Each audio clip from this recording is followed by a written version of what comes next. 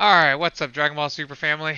I'm bringing you what is probably a deck profile you've seen too many times this format, but it is the Golden Frieza deck profile I used to take top 8 at this weekend's Top Cut Regionals. I went X and 1, losing to 21. I did not know the ruling that if they take your card on play on auto, they take your autos too, and I punted a game because of that, so that was pretty brutal. But otherwise, most of my games felt pretty controlled and well-to-do. Deck feels really solid right now with, I would say, probably no bad matchups. Maybe the only matchup I'm afraid of walking into is probably Android 21. Just because they can pressure really well on their Awaken turn, and they don't have to attack you. It's like the only deck out there that doesn't have to attack you. So it doesn't help you Awaken. You have to find your own Roshis. But I played against a couple of Yellow Majin Vegeta today. Those are fun games. Yellow and Yellow is always fun. I played against Red Sin. That's probably one of my favorite matchups now with this deck. And then I played against a Gamma. That was brutal. My opponent didn't see a Unison the entire game, so that was really rough. And I played against like a Green Turtle School at some point. I played against Beerus Ramp, and the Beerus Ramp was really scary when I sat down, but luckily I saw Death Blaster early, and every time I left 2 up, whether Death Blaster was ready or not, he just didn't want to slam the 6 drop, respectively. They were fun games. All my opponents were really fun to play against. I learned a lot today in Dragon Ball. It was super fun chilling with everybody in my stream chat for these online events. And probably the next event I'll go to is Momocon. So let's dive into this deck profile. Frieza leader on both sides KOs one of his own Frieza clan or Frieza army battle cards. And then it untaps 1 or 2 depending whether you're on the front or the back side, and then draws a card. The fact that he KOs means you can't KO a Z battle card because they don't actually get KO'd for the cost. It's kind of a bummer, but you can play. I mean, your deck suffices enough.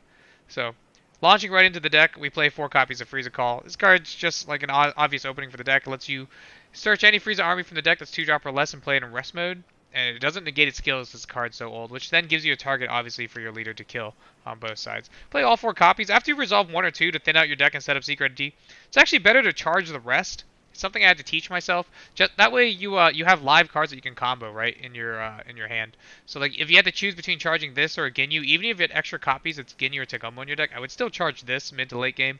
Just so one, you make sure Robotic Riposte is always on, and that way, and so like if you draw the Ginyu later, it's combo power. Also, you keep the combo power that you didn't charge in your hand. It's actually really big in this deck. And you'll see that I've limited myself to as few extra cards as possible. So charging for Robotic Riposte is actually pretty difficult. Um, so moving forward, we have the entire suite of Ginyus and Tagamas. This card just draws a card when it's played. It's got a Frieza army tag, so you can kill it afterwards. So it's pretty much like a draw 2, and it replaces its energy. So that's pretty cool. And then the honorary Frieza army like enabler is this Sun Gohan and Higher Dragon New Pals. This card's insane. On your turn, it's a 15k attacker as long as you have a skillless battle card on the field. So that includes either your Frieza army tokens or if you use its +1 to revive a 1-drop, and then it revives it with its skills negated, so then you can ping for 15. Then you can use a leader to kill this off to untap your energy and draw cards. So then it pretty much reads its draw cards. In worst case scenarios, it's always a +0 draw card as a 5k. So it's pretty cool that it's consistent pressure while also enabling your leader without having to spend a card from hand. And then one of the upgrade from that unison that we go into is this SS2 Son Gohan Z Fighter. It's really nuts. It's a game finisher for this deck. A lot of times the turn I play this card, it's gonna empower to 5 or 6. And I'm gonna -3 to get like 4 pokes in with it, right? I'm gonna poke with this. I'm gonna poke with this. That's 4 attacks your opponent has to combo out of.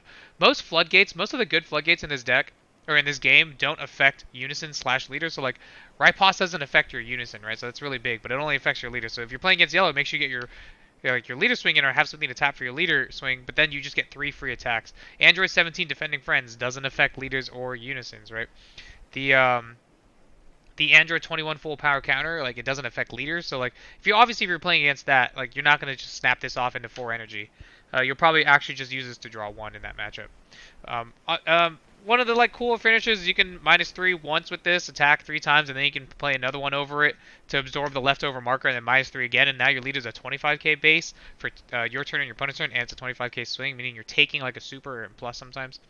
I didn't want to go up to the full suite of 4 because the card's like super clunky if you draw it in your first 2 turns, and if you're going second, you can't even play it for your first 3 turns, which is really tricky most of the time. So I played it down to 3. At 4, I found I was charging it a lot.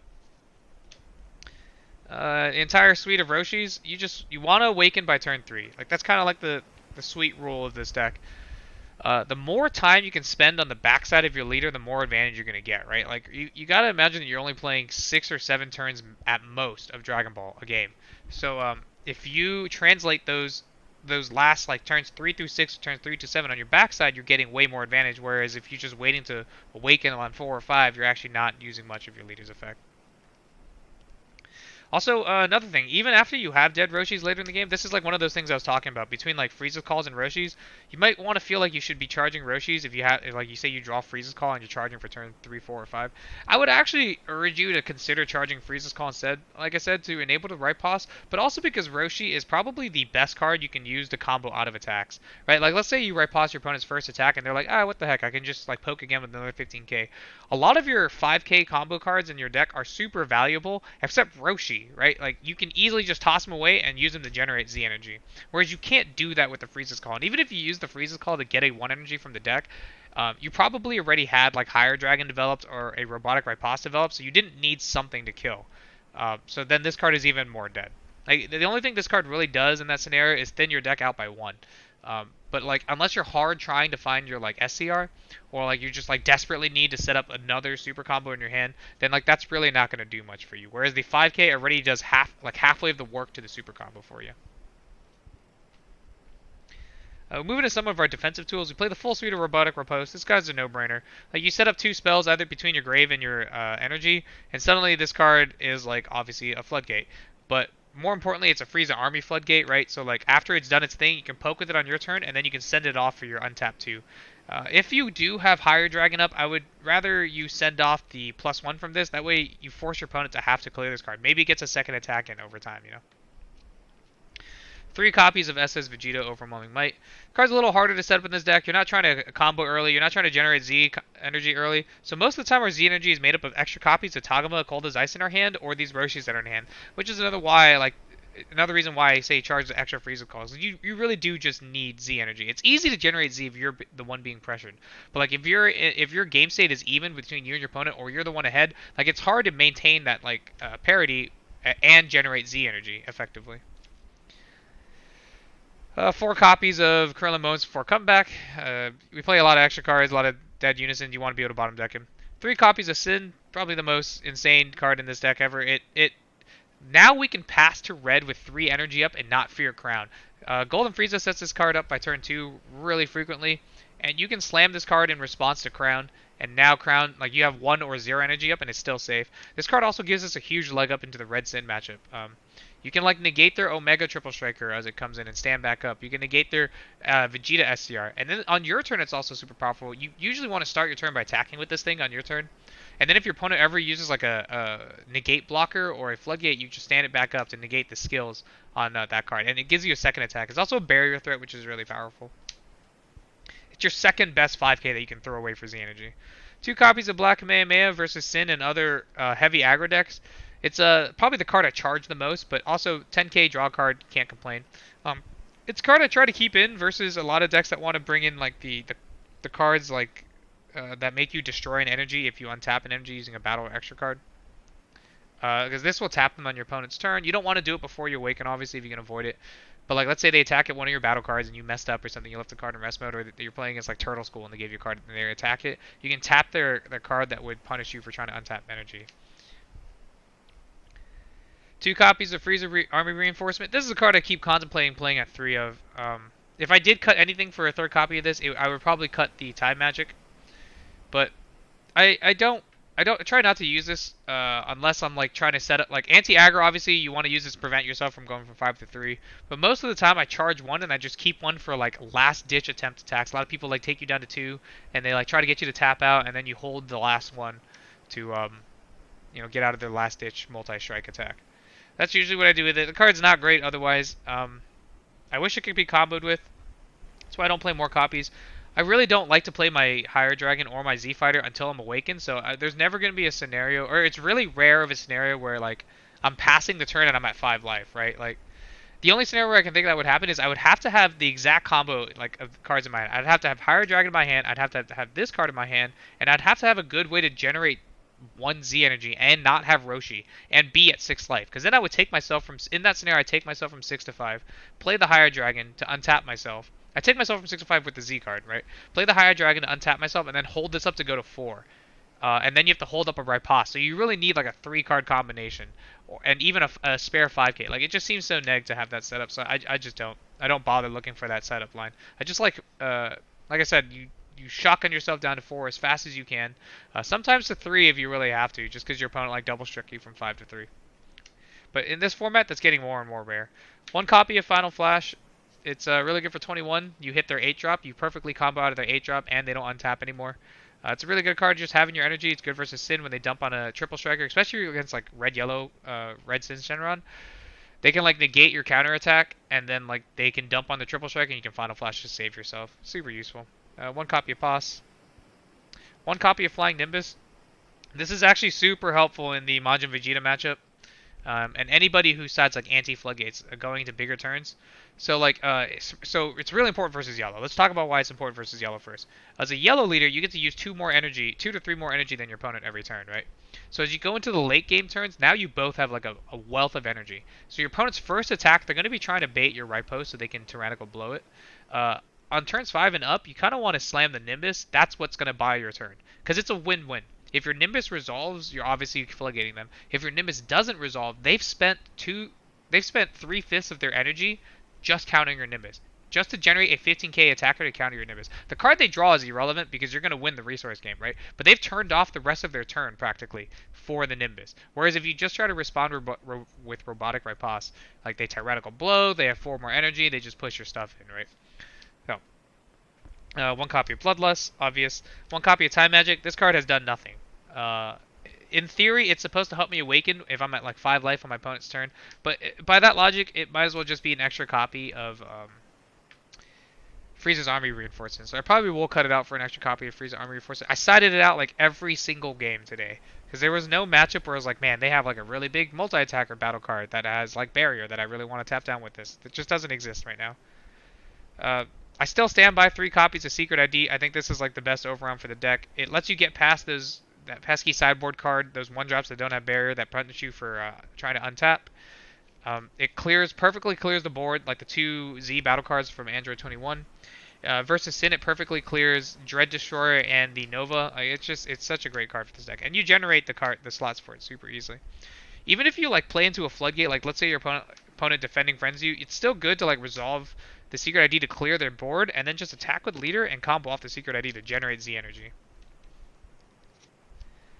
One of my as we move into my finishers, we got 2 copies of Son Goku Universe at stake. Obviously, I don't have a Z leader, so I play a couple copies of Gamma 2 Executing Justice, something like that, to be able to enable this card. It becomes a 3 energy play to play a ridiculously good 30k finisher.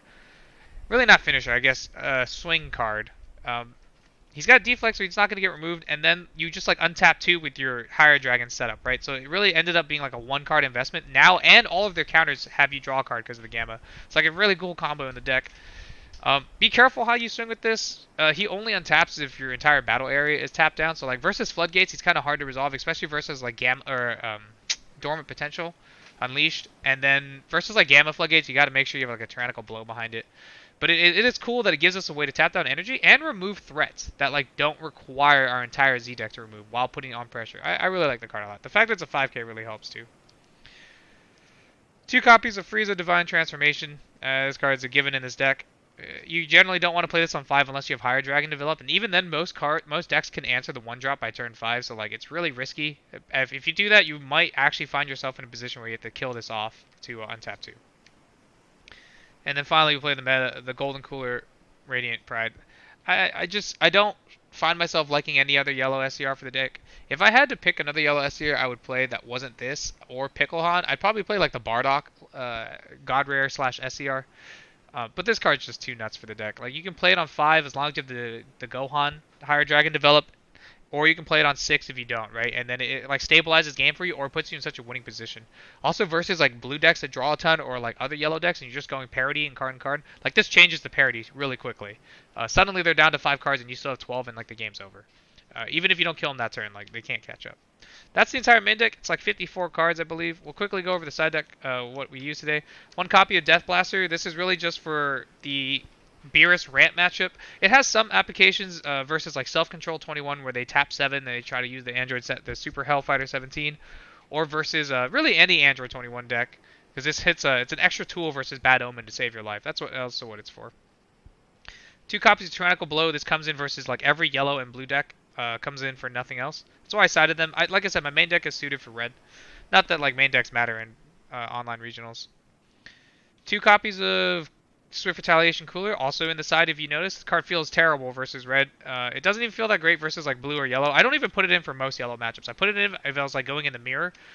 But like versus Trunks and Majin Vegeta, they're just too fast for you to want to rely on this card. You'll just play through their floodgates because you have more energy to play with anyway, so you out-resource them. But versus like Gamma or Android 21, this card obviously comes in. 2 Smokies. This is my anti-hand control tool. You can draw 2. Versus Green, they like to play the Piccolo Unison. It's also obviously good versus Gamma and SS4 Goku because you can trade for their Unison while maintaining a 5k combo. 2 copies of Trunks the Cunning is just an obvious tool for 21, the new 21. An extra copy of Nimbus for aggro. That one's a no-brainer. 1 copy of Frieza Malicious Streak. This is strictly for those decks that won't awaken you early. So like the new 21 will just stop attacking you. Self-control actually has to attack you twice. So you don't need this for self-control. Because you're not going to give them Z energy to help them self-awaken, right? Unless they just randomly find that Super 7 or that Android 17 that like takes one of their life. Then they still have to attack you once. So you're going to find one of your 4 Roshis by then. Other than that, like this is really for new 21. Obviously the mirror match, and then I bring it in versus Gamma because there are Gamma players that just won't attack you. They'll just like find their Unison and then they're just awaken and they're good and they're done attacking you. So you do have to bring this in versus Gamma. It's really just a Frieza's Call target, and you immediately pop it to go down to 7 life to start, like I said, shotgunning yourself down. An extra copy of Final Flash for the 21 matchup and Red Sin matchup. 2 copies of Release from Evil that are going to come out as my side deck.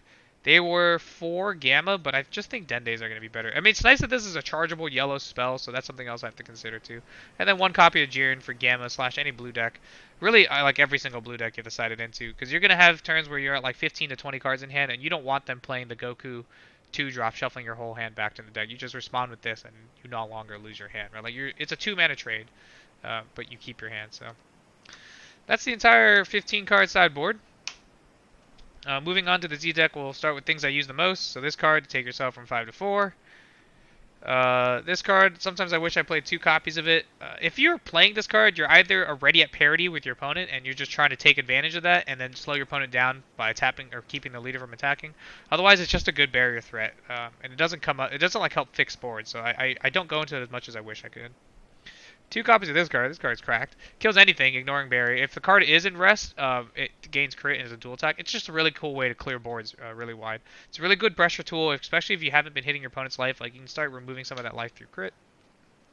2 copies of Gamma 2 Executing Justice. This is obviously to supplement my Goku universe at stake. It's really good versus these floodgatey decks like Gamma, like, right? Especially if you plan to Tyrannical Blow them. You can, like, play this and then hold back Tyrannical Blow. They're going to counter, you're going to get the draw, and you're going to spend your Tyrannical Blow on them. Or like versus Green, when they tap out and they have Dormant, like give Cooler up, you can play this. You can Cooler the Dormant. Right now they're just relying on Homicidal Clones, and you'll draw a card every time they Homicidal. It's just nuts. And then finally, 1 copy of Oolong Greed is good. I probably never go into this card anymore. It just exists. If I really wanted to tighten down my Z deck, it could be a 2nd copy of Evolved Defender, but they're both situational cards, so it's nice I just play them both at 1. That's the entire 69 card deck plus Z deck. Yeah, give Gamma a shot. Let me know what you guys think, guys.